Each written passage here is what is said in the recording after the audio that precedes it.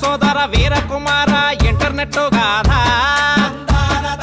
కనరా కన్నుల ముందర జరిగే మాయజాలమంతా తరిగిడ జుంతరిథా.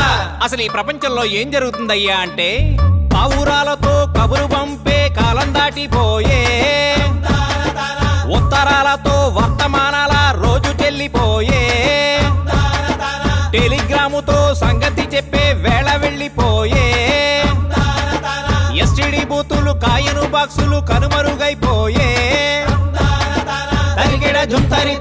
ఇలాగైతే అలాగా మనిషికి మనిషికి సంబంధాలు తెగిపోవా, మనసుకి మనసుకి మధ్య దూరం పెరిగిపోదా? ఆ ముచ్చటా చెప్తాను వినవయ్యా.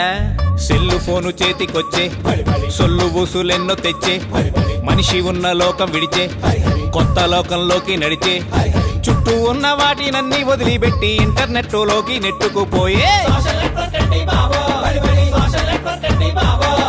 ఫేస్బుక్ అంటారు, ట్విట్టర్ అంటారు, వాట్సాప్ అంటారు, BBM అంటారు,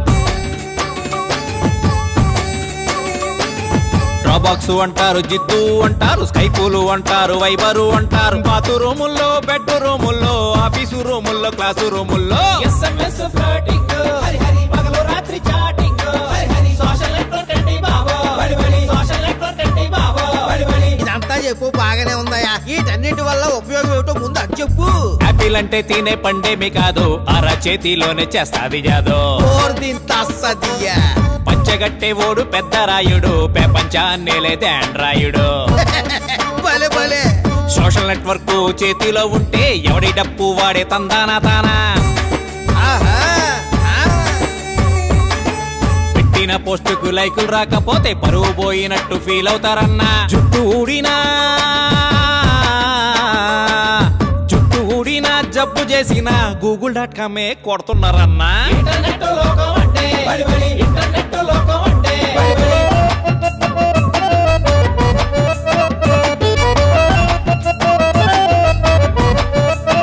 మరి ఇంకేమయ్యా, దీనివల్ల ప్రపంచం అంతా మన కాళ్ళ దగ్గరకు వచ్చేసి చాలా సౌకర్యంగా ఉంది కదా.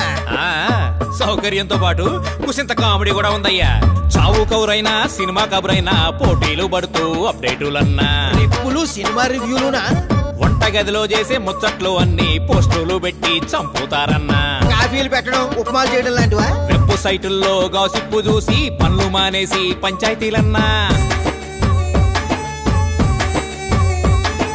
పెళ్లిళ్ళు అయినా పెటాకులైనా ఆనులైనులోనే అవుతున్నాయన్నా. మరి సంసారం దూరమున్నోళ్ళు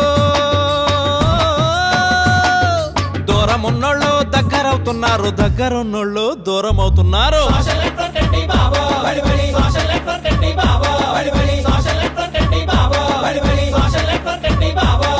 అయితే ఇంటర్నెట్ వల్ల మనుషులు ఎక్కడికో వెళ్ళిపోతున్నారన్నమాట. అదే కదయ్యా, ఎక్కడికి వెళ్తున్నారో తెలియక పాపం ఎటో వెళ్ళిపోతున్నారు.